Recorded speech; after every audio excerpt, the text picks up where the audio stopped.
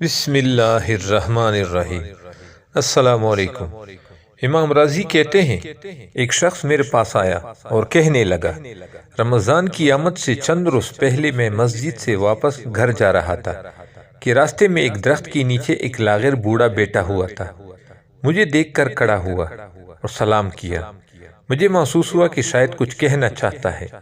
میں نے پوچھا تو جھجکتے ہوئے کہنے لگا، مجھے پتہ چلا ہے کہ آپ رمضان میں مساکین میں راشن تقسیم کرتے ہیں۔ پھر ذرا رکا اور کہنے لگا، کیا رمضان سے پہلے کچھ راشن مل سکتا ہے؟ میں نے کہا، بندہ خدا، ابھی تو میں نے راشن خریدا ہی نہیں، خرید کر تھیلے بناؤں گا۔ 2 گلیاں چھوڑ کر آگے میرا گھر ہے۔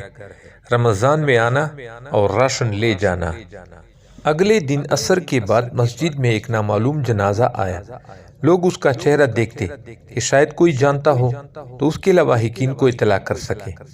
میں نے جب اس کا چہرہ دیکھا تو یہ وہی پچھلے دن ملنے والا بوڑھا شخص تھا۔ امام راضی کہتے ہیں، وہ شخص رونے لگا کہ اس شخص نے میرے سامنے دست سوال دراز کیا اور میں مدد کرنے کی قدرت رکھتے ہوئے بھی رمضان میں صدقہ خیرات کرنے پر 70 گنا ثواب کی لالچ میں پڑا رہا۔ وہ شخص پچھتا رہا تھا اور بار بار پوچھتا کہ کیا میری اس خطا کی مجھے معافی مل سکتی ہے۔ امام راضی کہتے ہیں، بے شک رمضان میں کسی بھی نیکی کا اجر عام دنوں سے 70 گنا زیادہ ہے، مگر لوگوں، کسی بھوکے کو کھانا کھلانا اس سے کہیں افضل ہے اور اس کا اجر اللہ کی رضا ہے۔